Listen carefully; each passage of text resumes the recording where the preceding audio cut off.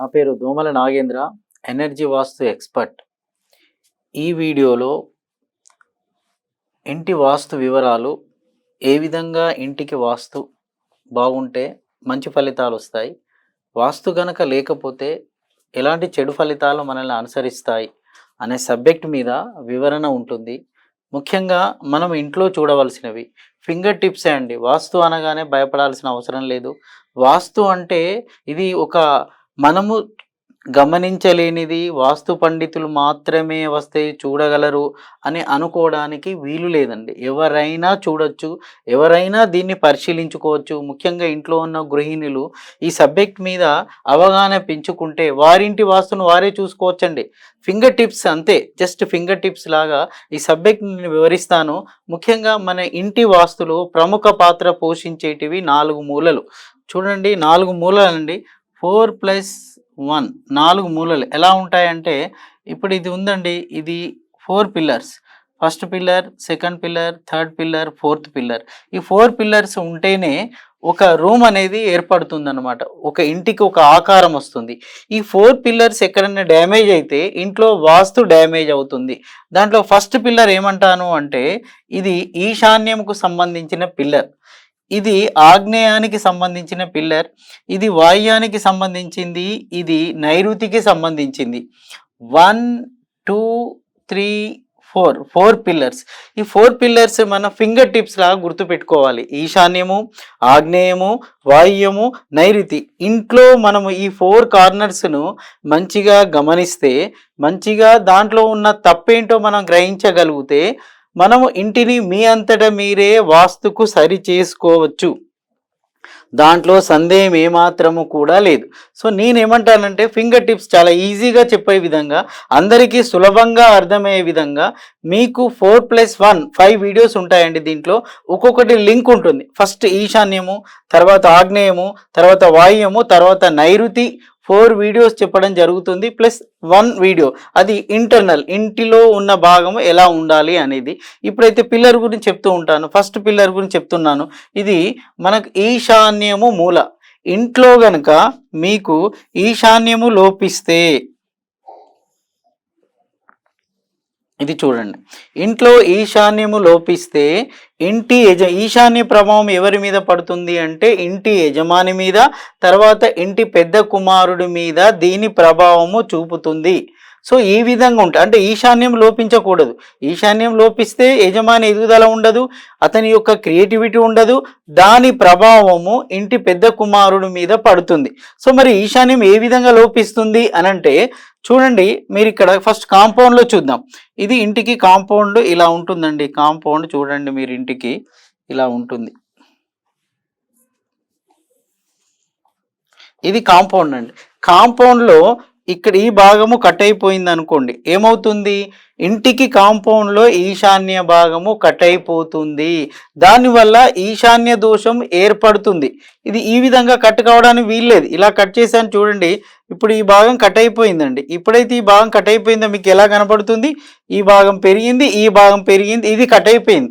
ఎప్పుడైతే కాంపౌండ్లో ఈశాన్య భాగం కట్ అయిపోయిందో వాస్తు పురుషుడి తల భాగం కట్ అయిపోయినట్టు. మనకు క్రియేటివిటీని ఇచ్చేది ఇదే, మన యొక్క తెలివితేటల్ని పెంచేది కూడా ఇదే. సో ఆ భాగాన్నే కట్ చేసుకున్నాం.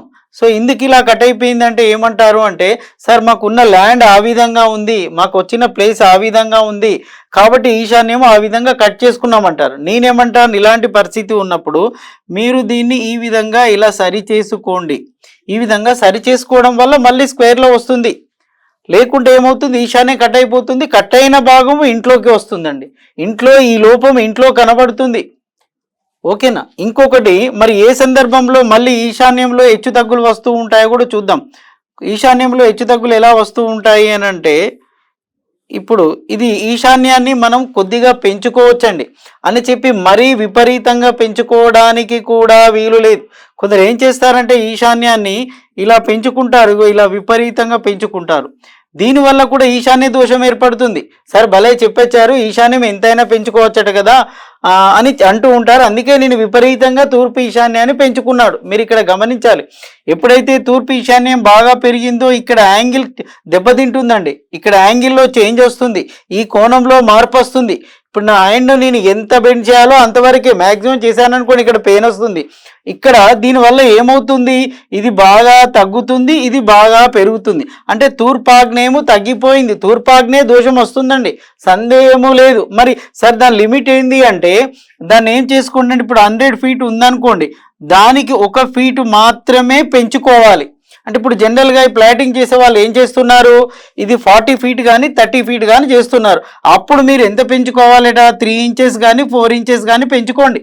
ఇంచేసే అని చెప్పేసి విపరీతంగా పెంచుకోవడానికి వీలు లేదు. దానివల్ల కూడా ఈశాన్య దోషం ఏర్పడుతుంది. ఇది నేను అనుభవంతో చెప్తున్నాను. సార్ అందరూ ఈశాన్యాన్ని పెంచుకోవచ్చు అంటే దేనికి కూడా లిమిట్ ఉంటుందండి. సో ఆ అనుభవంతో చెప్తున్నాను, అలా పెంచుకోవడానికి వీలు లేదు. ఆ విధంగా పెంచుకోవడం వల్ల కూడా ఈశాన్యం దోషము ఏర్పడుతుంది. మరొక సందర్భంలో ఈ మధ్య ఎవరు ఇవ్వడం లేదండి, కానీ ఈశాన్య మూలకు కూడా టాయిలెట్స్ కడుతున్నారు. కొన్ని ఇళ్లలో ఇప్పటికీ కూడా ఉంది, కొంత అవేర్నెస్ వచ్చింది. సో ఇలా చేయడం వల్ల కూడా ఈశాన్య దోషము ఆ ఇంటికి ఏర్పడుతుంది. అంటే ఈశాన్య మూల, ఇప్పుడు ఇంటికి ఇది ఇంటి నిర్మాణం, ఇది కాంపౌండ్ అండి. ఈ ఈశాన్య మూల కూడా బలము తగ్గిపోతుంది, ఇది ఈశాన్యము లోపిస్తుంది దీని మూలంగా. సో ఇక్కడ ఇలాంటి నిర్మాణము చేయడానికి వీలు లేదు. కొన్ని సందర్భాల్లో టాయిలెట్ కడతారు, బాత్రూమ్ కడతారు, లేదా ఉపగృహాలు కూడా కడుతూ ఉంటారు, ఇక్కడ గది వేస్తూ ఉంటారు ఇలా.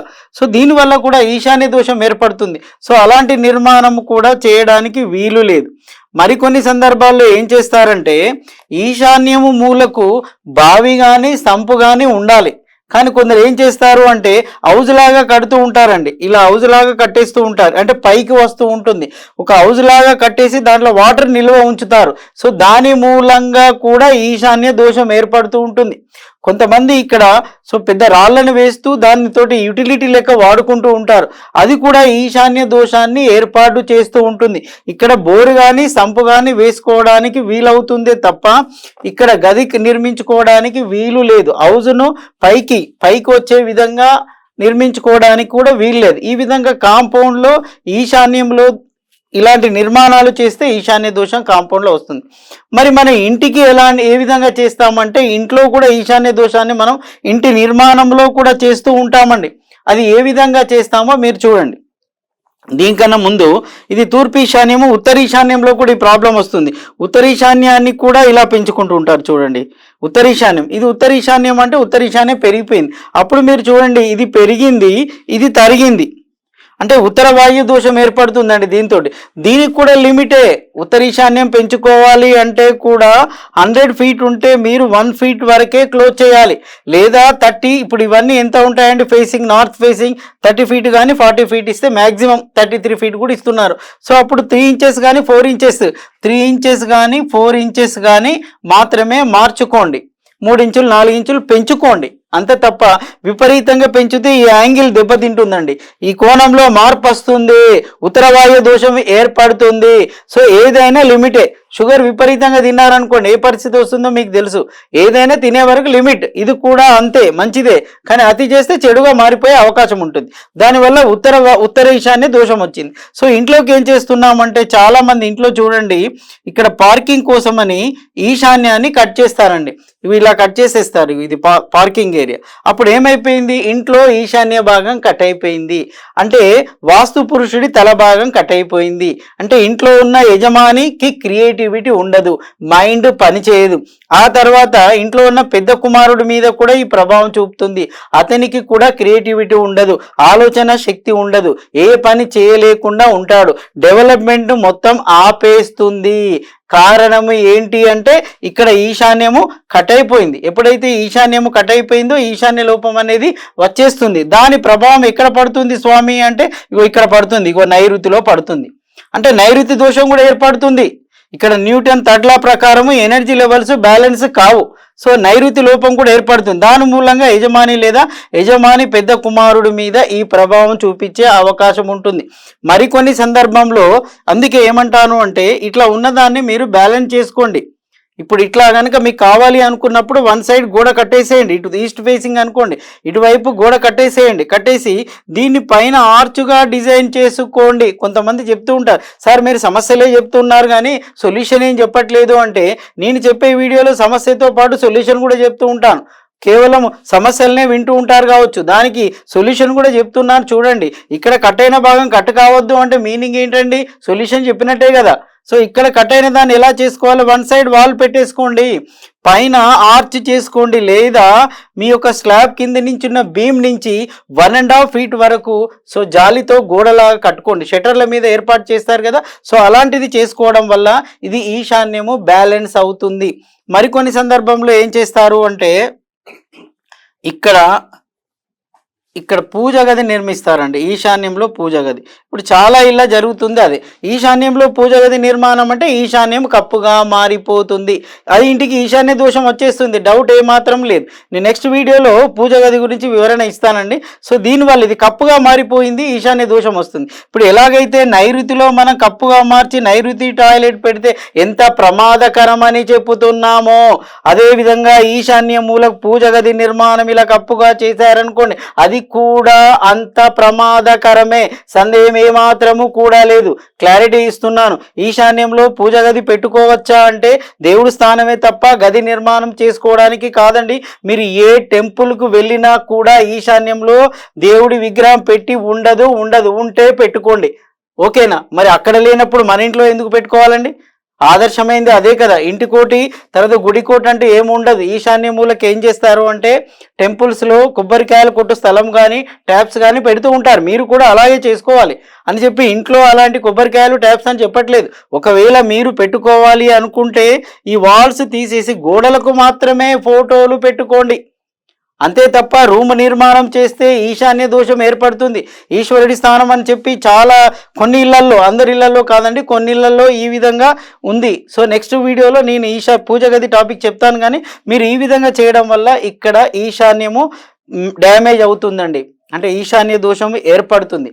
మరికొన్ని సందర్భాల్లో ఏం చేస్తారు అంటే ఇక్కడ ఈశాన్య మూల ఉంది కదండి, ఎప్పుడు కూడా ఇక్కడ ఈ కోణం నుంచి ఈ కోణానికి చూసినప్పుడు దీని కింద బోర్ రావడానికి వీల్లేదు, అదేవిధంగా సంపు రావడానికి కూడా వీలు లేదు అన్నప్పుడు ఏం చేయాలి, ఈ మూల నుంచి ఈ మూలకు చూసినప్పుడు దీని కింద బోర్ కానీ సంపు కానీ వస్తే ఏమవుతుంది అంటే ఈశాన్య మూల పిల్లర్ బోర్లో కానీ సంపులో కానీ పడుతుంది. దానివల్ల ఏమవుతుందంటే ఆ ఇంటికి ఈశాన్య దోషము ఏర్పడుతుంది. మరి మీరు ఏం చేయాలంటే తప్పకుండా ఈశాన్య మూల కొన్ని ఇళ్లలో బోర్ ఉండడం లేదండి. సరే బావి ఉంటే ఇంకా చాలా సంతోషము. పూర్వకాలంలో కొందరు అడుగుతూ ఉంటారు నన్ను, సార్ పూర్వకాలంలో ఈ వాస్తు లేదు కదా అంటే, నాకు తెలిసి వాస్తు 1000 సంవత్సరాల నుంచి రామప్ప కాకతీయ టెంపుల్లోనే నేను చూస్తూ వస్తున్నాను, గమనిస్తున్నాను. అంటే 1000 ఏళ్ల క్రితం కట్టిన టెంపుల్లోనే వాస్తు ఉంది. సో సార్ పూర్వకాలంలో వాస్తు లేదు అనడానికి వీల్లేదు, వాస్తు ఉంది, కానీ మనం కొంతమంది పట్టించుకోలేదు, కొందరు పట్టించుకున్నారు, కొందరు ఫాలో అయ్యారు, ఓకే. సో ఇక్కడ ఏమంటున్నాను అంటే ఇక్కడ బావి లాంటిది, విలేజ్లలో బావిలు ఉన్నాయండి, దానివల్ల ఈశాన్యము చాలా బాగా ఉంటుంది, ఈశాన్య దోషం ఉండదు. ఇంటిని కాపాడేది ఈ బావే. పూర్వకాలంలో చూడండి, ఇప్పటికి కూడా విలేజ్లలో బావి ఉంటుంది, బావి పెద్దగా ఉంటుంది, ఇల్లు చిన్నగా ఉంటుంది. సో ఈశాన్యంలో ఇది బలాన్ని పెంచుతుంది, దీని మూలంగా నైరుతి కూడా బలం పెరిగిపోతుంది. ఈశాన్యం లోతుగా పోయినప్పుడు ఇక్కడ నైరుతి పైకి లేస్తుందండి, నైరుతిలో బలం పెరుగుతుంది. అందుకే బావి చాలా ముఖ్యం. సరే అప్పుడు బావిలు పెద్దగా ఉండేటి, ఇల్లు చిన్నగా ఉండేటి. ఇప్పుడు ఏమైపోయిందండి, బిల్డింగ్లు అయిపోయినాయి, పెద్ద పెద్ద బిల్డింగ్లు అయిపోయినాయి, అపార్ట్మెంట్స్ అయిపోయినాయి, కానీ బావి చాలా చిన్నది. దాని మూలంగా కూడా ఈశాన్య దోషం ఏర్పడుతుంది, నైరుతిలో బలం రావడం లేదు. ఇది గమనించండి. మరికొన్ని సందర్భాల్లో ఏం చేస్తున్నారు, అసలు ఇక్కడ బావి కూడా ఉండట్లేదు, ఓన్లీ సంపేస్తున్నారండి. సో సంపు చాలా మంచిదే, ఈశాన్య బలాన్ని పెంచుతుంది, కానీ సంపుతో పాటు బోర్ కంపల్సరీ ఉండాలి. అప్పుడు ఏమవుతుందంటే ఈశాన్యానికి బలం వస్తుంది, సంపు దాన్ని యాడ్ చేస్తుంది. సో బోర్ ఎక్కువ బలం ఇస్తుంది, దానికన్నా తక్కువ బలం సంపిస్తుంది, కానీ మార్కులు పెంచుతుంది. అందుకే సంప్ అండ్ బోర్ ఖచ్చితంగా ఉండాలి. కానీ ఈ కార్నర్ నుంచి చూసినప్పుడు సరే ఎటువైపు వేయాలి అంటే ఇటువైపు అయినా వేసుకోవచ్చు అండి, ఇటువైపు అయినా వేసుకోవచ్చు. దానివల్ల ఈశాన్యంలో బలం పెరుగుతుంది. లేకపోతే ఈ యొక్క దోషాల మూలంగా ఏంటంటే క్రియేటివిటీ అనేది ఉండదండి. ఇప్పుడు చూడండి, మీకు ఇంట్లో ఈ భాగాన్ని కట్ చేసాము, అప్పుడు ఏం పెరిగిందండి, తూర్పాగ్నేయం పెరిగిపోయింది చూడండి. ఇటువైపు ఏమో ఉత్తర వాయువ్యం పెరిగిపోయింది. ఉత్తర వాయువ్యం పెరిగిపోయింది అంటే మానసిక సంఘర్షణ పెరుగుతూనే ఉంటుంది. అటువైపు తూర్పాగ్నేయం పెరిగింది అంటే ఆగ్నేయ దోషాలు వస్తూనే ఉంటాయి. ఆ ఇంట్లో శుభాలు ఉండనే ఉండవు. ఆ ఇంట్లో ఫైర్ జనరేట్ అయినా బ్యాలెన్స్ ఉండదు. కారణము ఇక్కడ కటింగ్ చేసిన దాని మూలంగా వచ్చే దోషం. అందుకే ఏం చెప్తున్నాను నేను అంటే, సో ఈ కటింగ్లు ఉండకూడదు. ఇక్కడ కూడా కాంపౌండ్లో కూడా కటింగ్ చేయడానికి వీలు లేదు. ఈశాన్యము ఎంత బాగా ఉంటే ఆ ఇంటి యజమాని క్రియేటివిటీ అంత షార్ప్గా ఉంటుంది.